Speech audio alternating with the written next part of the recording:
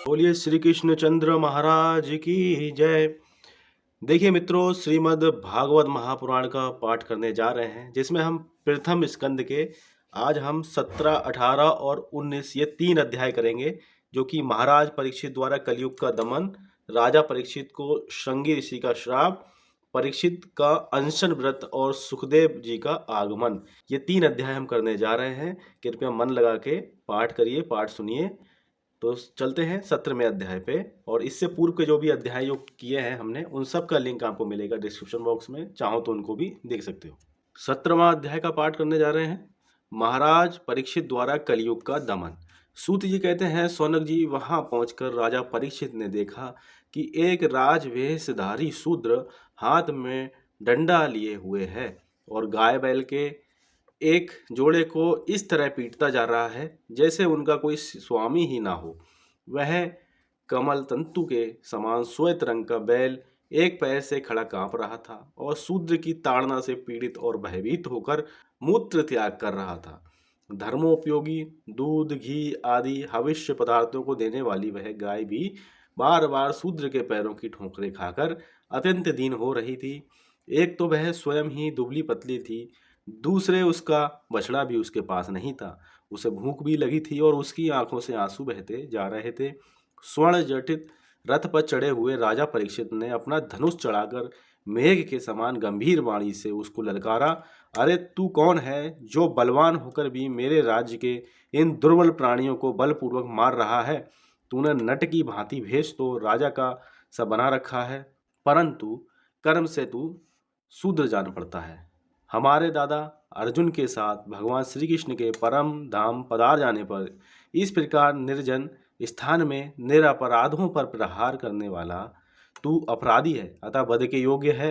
उन्होंने धर्म से पूछा, कमल नाल के समान आपका श्वेत वर्ण है, 3 पैर ना होने पर भी आप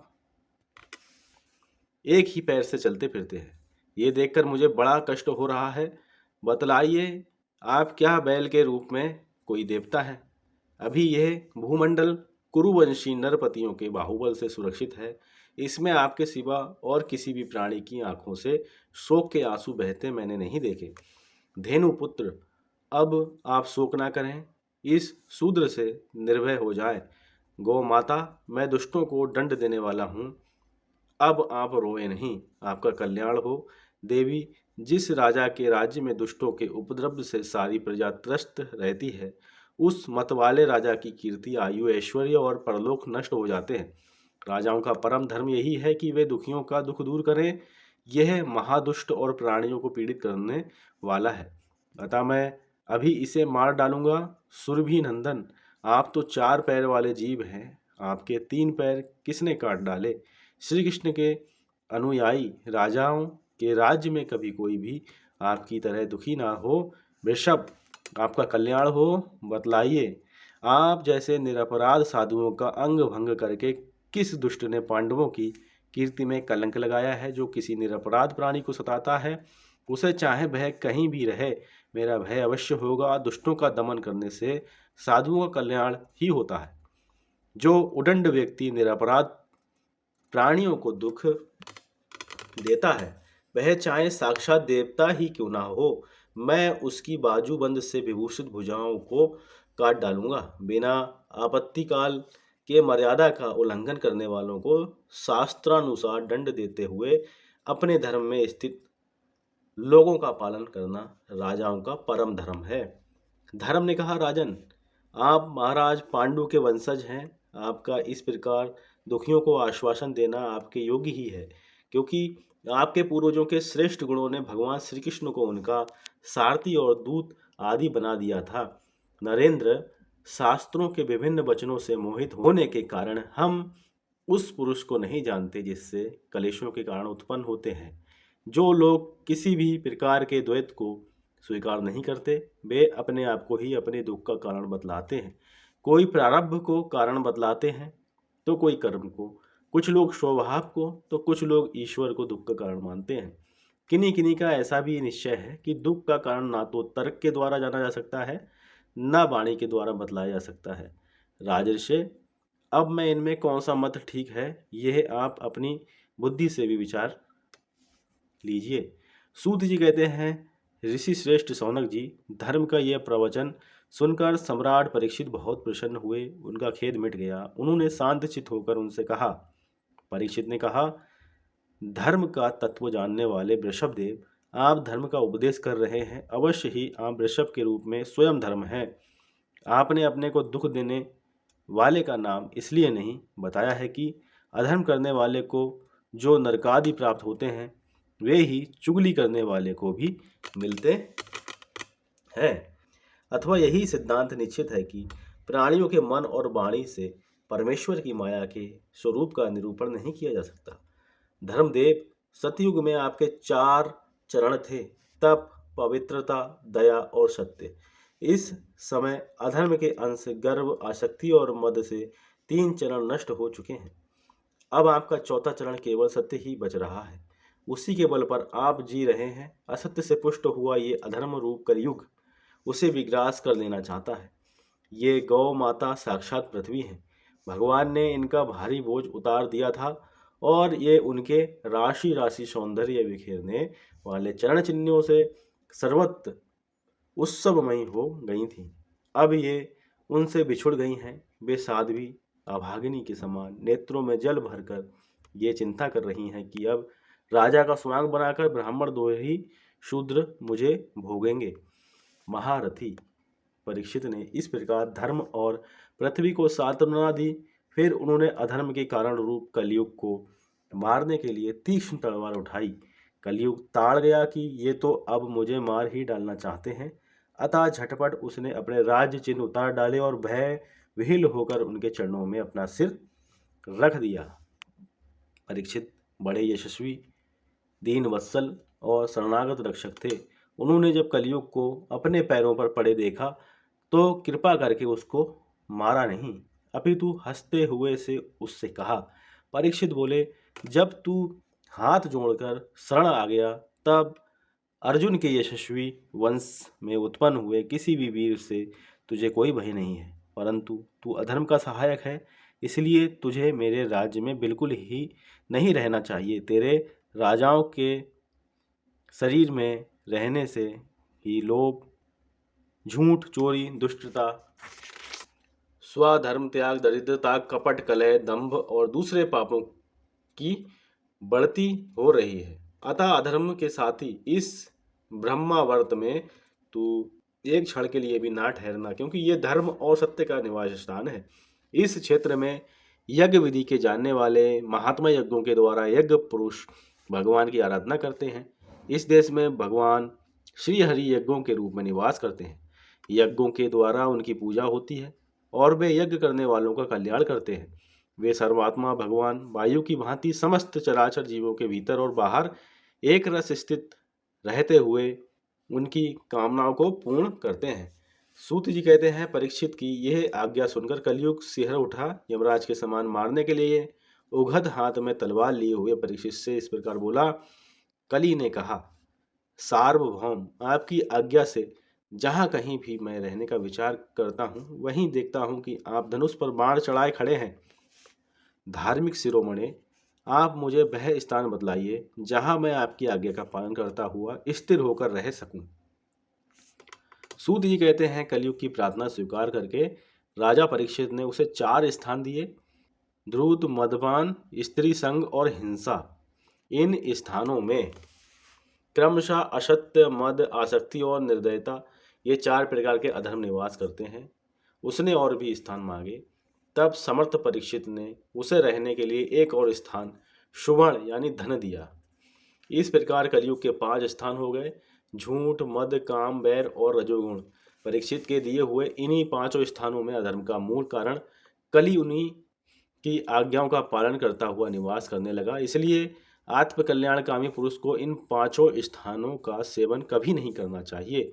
धार्मिक राजा, प्रजा वर्ग के लौकिक नेता और धर्मोपदेष्टा गुरुओं को तो बड़ी सावधानी से इनका त्याग करना चाहिए।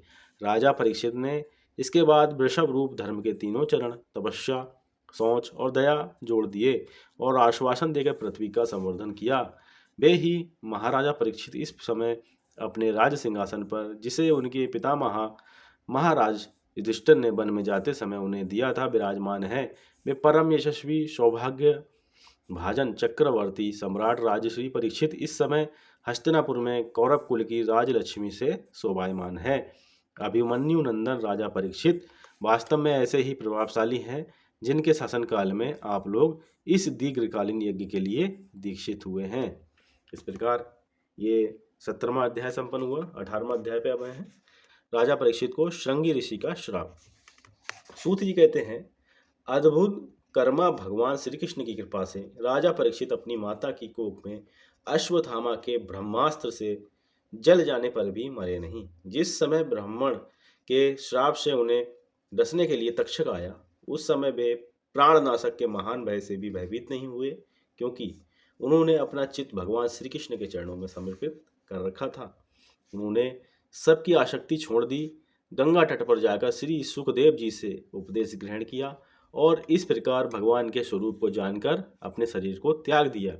जो लोग भगवान श्री कृष्ण की लीला कथा कहते रहते हैं, उस कथामृत का पान करते रहते हैं और इन दोनों ही साधनों के द्वारा उनके चरण कमलों का स्मरण करते रहते हैं, उन्हें अंतकाल में भी मोह नहीं होता।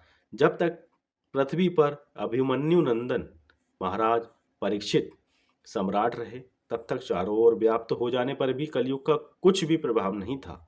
वैसे तो जिस दिन जिस क्षण श्री कृष्ण ने पृथ्वी का परित्याग किया, उसी समय पृथ्वी में अधर्म का मूल कारण कलयुग आ गया था। ब्राह्मण के समान सारग्रही सम्राट परीक्षित कलयुग से कोई द्वेष नहीं रखते थे, क्योंकि इसमें यह एक बहुत बड़ा गुण है कि पुण्य कर्म तो संकल्प मात्र से ही फलीभूत हो जाते हैं, परंतु पाप कर्म का फल शरीर से करने पर ही मिलता है, संकल्प मात्र से नहीं। यह भेड़िए के समान बालकों के प्रति सूरवीर और धीरवीर पुरुषों के लिए बड़ा भीरू है।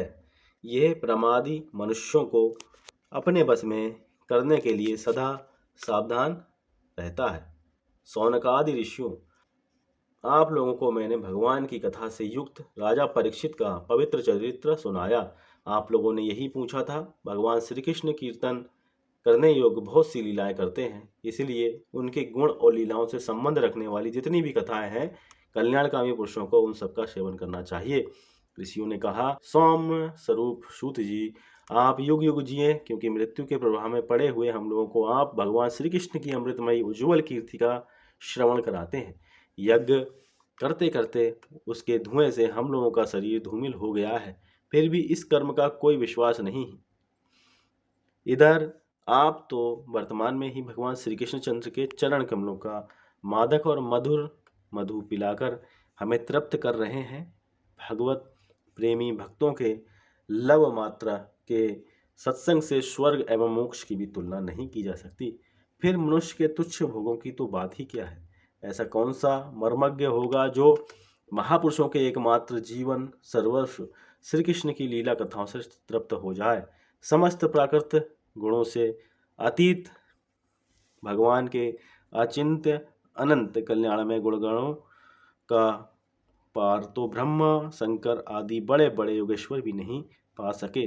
विद्वान, आप भगवान को ही अपने जीवन का ध्रुव तारा मानते हैं, इसलिए आप सत्पुरुषों के एकमात्र आश्रय भगवान के उदार और बेशुद्ध चरित्रों का हम श्रद्धालु श्रोताओं के लिए विस्तार से वर्णन कीजिए। भगवान के परम प्रेमी महाबुद्धि परीक्षित ने श्री सुखदेव जी के उपदेश किए हुए जिस ज्ञान से मोक्ष रूप भगवान के चरण कमलों को प्राप्त किया, आप कृपा करके उसी ज्ञान और परीक्षित के परम पवित्र उपाख्यान का वर्णन कीजिए, क्योंकि उसमें कोई बात छिपाकर नहीं कही होगी और भगवत प्रेम की अद्भुत योग निष्ठा का निरूपण किया गया होगा। उसमें पद पद पर भगवान श्री कृष्ण की लीलाओं का वर्णन हुआ होगा।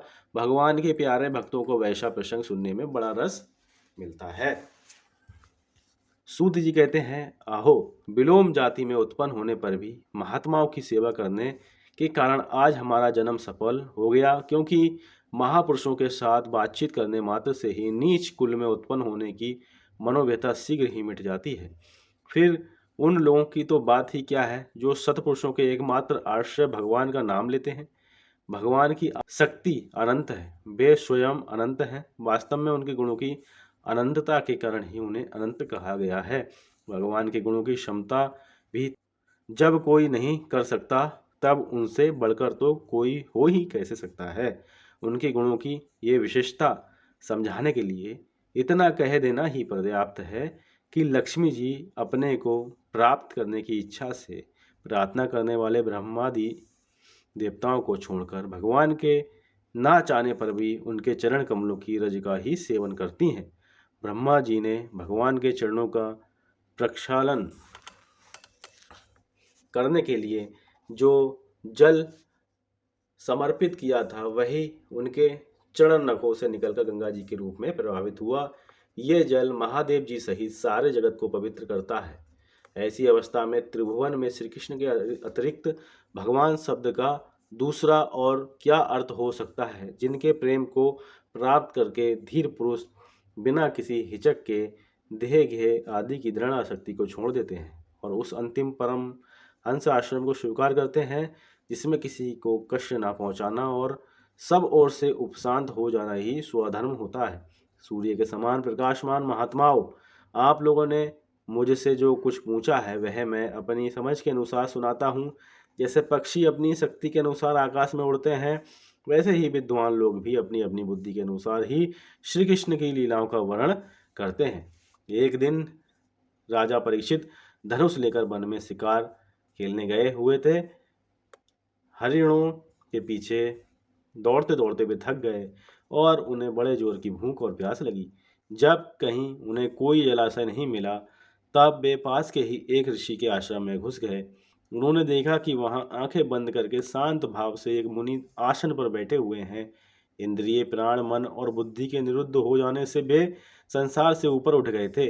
जागृत स्वप्न सुषुप्ति तीनों अवस्थाओं में से रहित निर्विकार ब्रह्म रूप तुरीय पद में वे स्थित थे। उनका शरीर बिखरी हुई जटाओं से और कृष्ण मृग चर्म से ढका हुआ था। राजा परीक्षित ने ऐसी ही अवस्था में उनसे जल मांगा, क्योंकि प्यास से उनका गला सूखा जा रहा था। जब राजा को वहां बैठने के लिए तिनके का आसन भी ना मिला, किसी ने उन्हें भूमि पर भी बैठने को ना कहा, अध्य और आदर भरी मीठी बातें तो कहाँ से मिलती। तब अपने को अपमानित सा मानकर वे क्रोध के वश हो गए। सौनक जी वे भूख प्यास से छटपटा रहे थे, इसलिए एकाएक उन्हें ब्राह्मण के प्रति ईर्ष्या और क्रोध हो गया। उनके जीवन में इस प्रकार का यह पहला ही अवसर था। वहां से लौटते समय उन्होंने क्रोधवश धनुष की नोक से एक मरा सांप उठाकर ऋषि के गले में डाल दिया और अपनी राजधानी में चले गए। उनके मन में यह बात आई कि इन्होंने जो अपने नेत्र बंद कर रखे हैं, सो क्या वास्तव में इन्होंने अपनी सारी इंद्रिय वृत्तियों का निरोध कर लिया है, अथवा इन राजाओं से हमारा क्या प्रयोजन है। यूँ सोचकर इन्होंने झूठ मूठ समाधि का ढोंग रच रखा है। उन समीक मुनि का पुत्र बड़ा तेजस्वी था। वह दूसरे ऋषि कुमारों के साथ पास ही खेल रहा था। जब उस बालक ने सुना कि राजा ने मेरे पिता के साथ दुर्व्यवहार किया है, तब वह इस प्रकार कहने लगा, ये नरपति कहलाने वाले लोग उचित भोजी कौओं के समान संड मुसुंड होकर कितना अन्याय करने लगे हैं। ब्राह्मणों के दास होकर भी ये दरवाजे पर पहरा देने वाले कुत्ते के समान अपने स्वामी का ही तिरस्कार करते हैं। ब्राह्मणों ने क्षत्रियों को अपना द्वारपाल बनाया है, उन्हें द्वार पर रहकर रक्षा करनी चाहिए। घर में घुसकर स्वामी के बर्तनों में खाने का उसे अधिकार नहीं है। अतएव उन्मार्गगामियों के शासक भगवान श्री कृष्ण के परम धाम पधार जाने पर इन मर्यादा तोड़ने वालों को आज मैं दंड देता हूँ। मेरा तपोबल देखो। अपने साथी बालकों से इस प्रकार कहकर क्रोध से लाल लाल आंखों वाले उस ऋषि कुमार ने कौशिकी नदी के जल से आचमन करके अपनी वाणी रूप वज्र का प्रयोग किया। कुलांगार परीक्षित ने मेरे पिता का अपमान करके मर्यादा का उल्लंघन किया है, इसलिए मेरी प्रेरणा से आज के 7वें दिन उसे तक्षक सर्वदंड दिलेगा। इसके बाद वह बालक अपने आश्रम पर आया और अपने पिता के गले में सांप देखकर उसे बड़ा दुख हुआ तथा वह ढांढ मारकर रोने लगा। विप्रवर सौनक जी समीक मुनि ने अपने पुत्र का रोना चिल्लाना सुनकर धीरे धीरे अपनी आंखें खोली और देखा कि उसे उनके गले में एक मरा सांप पड़ा है। उसे फेंककर उन्होंने अपने पुत्र से पूछा, बेटा तुम क्यों रो रहे हो? किसने तुम्हारा अपकार किया है? उनके इस प्रकार पूछने पर बालक ने सारा हाल कह दिया। ब्रह्म ऋषि शमीक ने राजा के श्राप की बात सुनकर अपने पुत्र का अभिनंदन नहीं किया। उनकी दृष्टि में परीक्षित श्राप के योग्य नहीं थे। उन्होंने कहा, ओह मूर्ख बालक, तूने बड़ा पाप किया। खेद है कि उनकी थोड़ी सी गलती के लिए तूने उनको इतना बड़ा दंड दिया। तेरी बुद्धि अभी कच्ची है। तुझे भगवत स्वरूप राजा को साधारण मनुष्यों के समान नहीं समझना चाहिए, क्योंकि राजा के दुस्साह तेज से सुरक्षित और निर्भय रहकर ही प्रजा अपना कल्याण संपादन करती है। जिस समय राजा का रूप धारण करके मनुष्य पृथ्वी पर नहीं दिखाई देते, उस समय चोर बढ़ जाएंगे और आरक्षित भेड़ों के समान एक क्षण में ही लोगों का नाश हो जाएगा। राजा के नष्ट हो जाने पर धन आदि चुराने वाले चोर जो पाप करेंगे, उसके साथ हमारा कोई संबंध ना होने पर भी वह हम पर ही लागू होगा, क्योंकि राजा के ना रहने पर लुटेरे बढ़ जाते हैं और वे आपस में मार पीट गाली गलौज करते हैं। साथ ही पशु स्त्री और धन संपत्ति भी लूट लेते हैं। उस समय मनुष्यों का वर्णाश्रमचार युक्त वैदिक आर्य धर्म लुप्त हो जाता है। अर्थ लोभ और काम वासना के विवश होकर लोग कुत्तों और बंदरों के समान वर्ण संकर हो जाते हैं। सम्राट परीक्षित तो बड़े ही यशस्वी और धर्म धुरंधर हैं। उन्होंने बहुत से अश्वमेध यज्ञ किए हैं और वे भगवान के परम प्यारे भक्त हैं। वे ही राजश्री भूख प्यास से व्याकुल होकर हमारे आश्रम पर आए थे। वे श्राप के योग कदापि नहीं है। इस नासमझ बालक ने हमारे निष्पाप सेवक राजा का अपराध किया है। सर्वात्मा भगवान कृपा करके इसे क्षमा करें। भगवान के भक्तों में भी बदला लेने की शक्ति होती है, परंतु वे दूसरों के द्वारा किए हुए अपमान, धोखेबाजी, गाली गलौज, आक्षेप और मारपीट का कोई बदला नहीं लेते। महामुनि समीक को पुत्र के अपराध पर बड़ा पश्चाताप हुआ। राजा परीक्षित ने जो उनका अपमान किया था उस पर तो उन्होंने ध्यान ही नहीं दिया। महात्मा का स्वभाव ही ऐसा होता है कि जगत में जब दूसरे लोग उन्हें सुख दुखादि द्वंद्वों में डाल देते हैं, तब भी वे प्रायः हर्षित या व्यथित नहीं होते, क्योंकि आत्मा का स्वरूप तो गुणों से सर्वदा परे है। इस प्रकार ये 18वां अध्याय संपन्न हुआ और अब 19वां अध्याय करेंगे, जो कि पहले स्कंद का अंतिम अध्याय है, जिसमें हम कथा पढ़ेंगे परीक्षित का अनशन व्रत और सुखदेव जी का आगमन।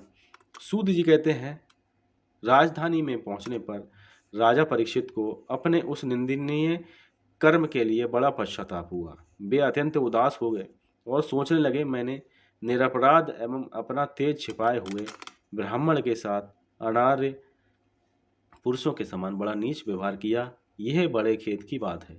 अवश्य ही उन महात्मा के अपमान के फलस्वरूप शीघ्र से शीघ्र मुझ पर कोई घोर विपत्ति आवेगी।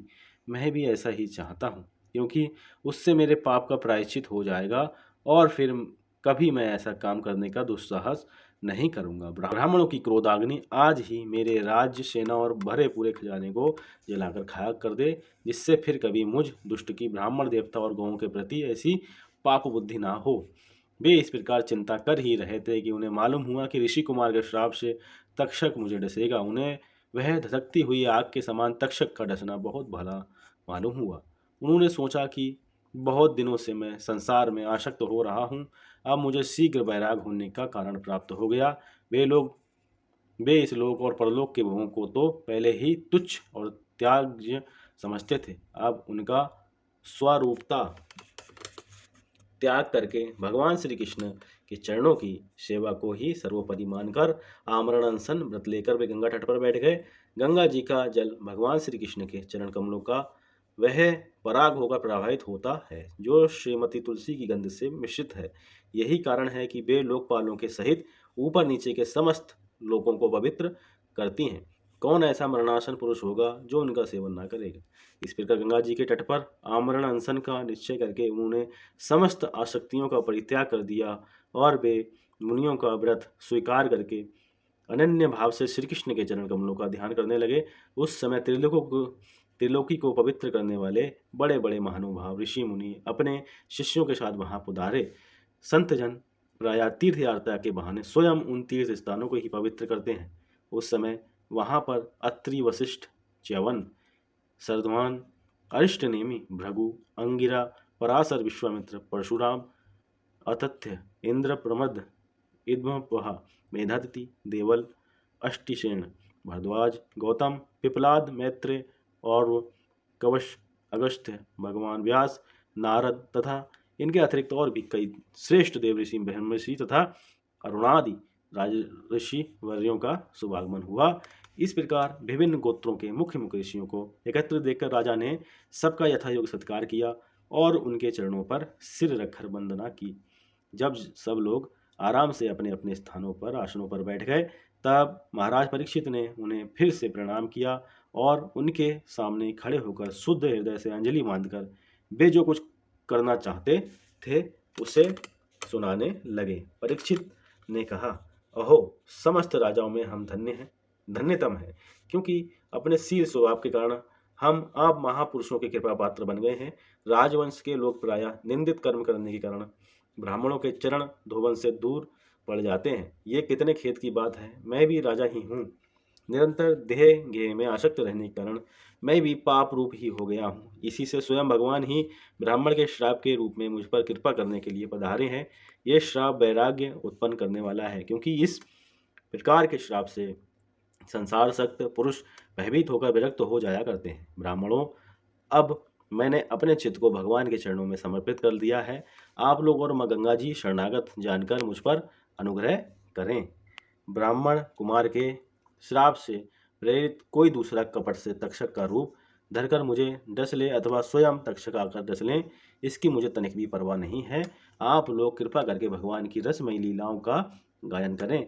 मैं आप ब्राह्मणों के चरणों में प्रणाम करके पुनः यही प्रार्थना करता हूँ कि मुझे कर्मवश चाहे जिस योनि में जन्म लेना पड़े, भगवान श्री कृष्ण के चरणों में मेरा अनुराग हो, उनके चरणाश्रित महात्माओं से विशेष प्रीति हो और जगत के समस्त प्राणियों के प्रति मेरी एक सी मैत्री रहे, ऐसा आप आशीर्वाद दीजिए। महाराज परीक्षित परम धीर थे।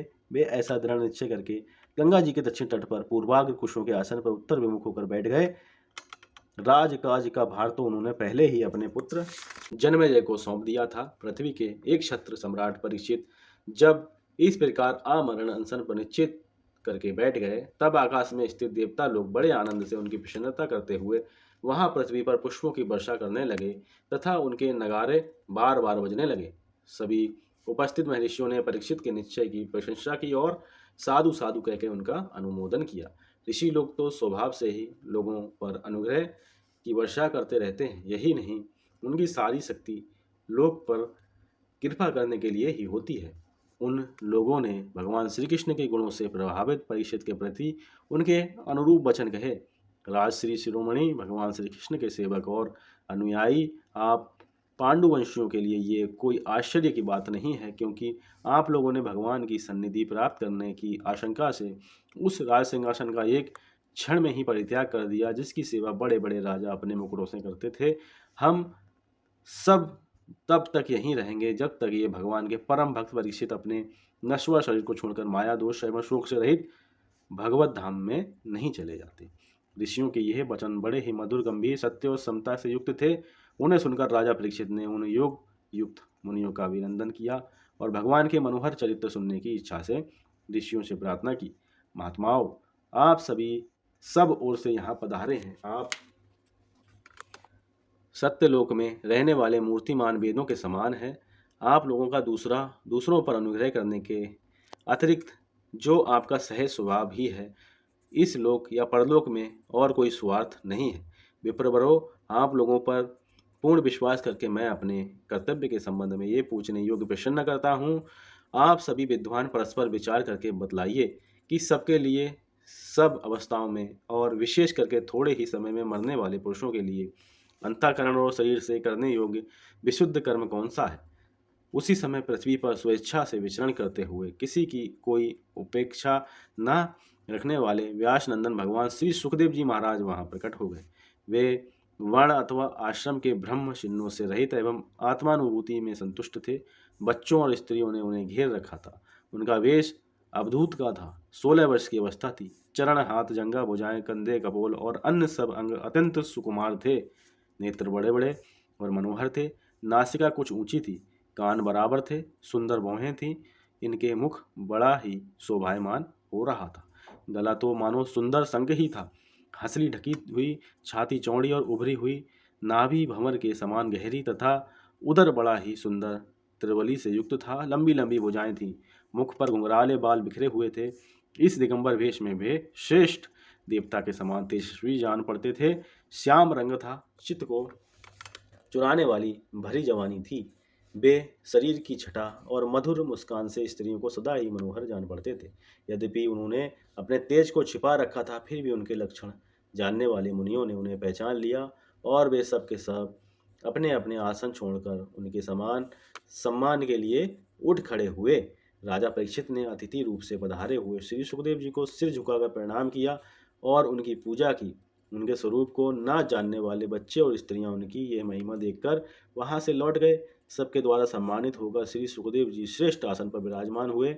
ग्रह नक्षत्र और तारों से घिरे हुए चंद्रमा के समान ब्रह्म ऋषि, देव ऋषि और राज ऋषियों के समूह से आवृत श्री सुखदेव जी अत्यंत शोभायमान हुए। वास्तव में वे महात्माओं के भी आदरणीय थे। जब प्रखर बुद्धि श्री सुखदेव जी शांत भाव से बैठ गए, तब भगवान के परम भक्त परीक्षित ने उनके समीप आकर और चरणों पर सिर रखकर प्रणाम किया। फिर खड़े होकर हाथ जोड़कर नमस्कार किया। उसके पश्चात बड़ी मधुर वाणी से उनसे यह पूछा। परीक्षित ने कहा, ब्रह्म स्वरूप भगवान, आज हम बड़भागी हुए, क्योंकि अपराधी क्षत्रिय होने पर भी हमें संत समागम का अधिकारी समझा गया। आज कृपा पूर्वक अतिथि रूप से पधार कर आपने हमें तीर्थ के तुल्य पवित्र बना दिया।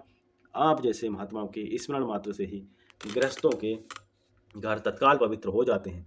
फिर दर्शन, स्पर्श, पाद प्रक्षालन और आसन दानादि का सु अवसर मिलने पर तो कहना ही क्या है। महायोगिन, जैसे भगवान विष्णु के सामने दैत्य लोग नहीं ठहरते, वैसे ही आपकी सन्निधि से बड़े बड़े पाप भी तुरंत नष्ट हो जाते हैं। अवश्य ही पांडवों के सुहृद भगवान श्री कृष्ण मुझ पर अत्यंत प्रसन्न हैं। उन्होंने अपने फुफेरे भाइयों की प्रसन्नता के लिए उन्हीं के कुल में उत्पन्न हुए मेरे साथ भी अपने पन का व्यवहार किया है। भगवान श्री कृष्ण की कृपा ना होती तो आप सरी के एकांत वनवासी अव्यक्त गति परम सिद्ध पुरुष स्वयं पधार कर इस मृत्यु के समय हम जैसे प्रवर्त मनुष्यों को क्यों दर्शन देते। आप योगियों के परम गुरु हैं, इसलिए मैं आपसे परम सिद्धि के स्वरूप और साधन के संबंध में प्रश्न कर रहा हूँ। जो पुरुष सर्वदा मरणासन है, उनको क्या करना चाहिए भगवान? साथ ही यह भी बतलाइए कि मनुष्य मात्र को क्या करना चाहिए। वे किसका श्रवण, किसका जप, किसका स्मरण, किसका भजन करें और किसका त्याग करें। भगवत स्वरूप मुनिवर, आपका दर्शन अत्यंत दुर्लभ है, क्योंकि जितनी देर एक गाय दुही जाती है गृहस्थों के घर पर, उतनी देरी में भी तो आप नहीं ठहरते। सूत जी कहते हैं, जब राजा ने बड़ी ही मधुर वाणी में इस प्रकार संभाषण एवं प्रश्न किए, तब समस्त धर्मों के ममग्र व्यास नंदन भगवान श्री सुखदेव जी महाराज उनका उत्तर देते हैं। इति श्री प्रथम स्कंद समाप्त। हरिओम तत्सत। यहाँ पे प्रथम स्कंद संपन्न हो रहा है। और एक बार प्रेम से बोलेंगे, बोलिए कृष्ण कन्हैया की जय।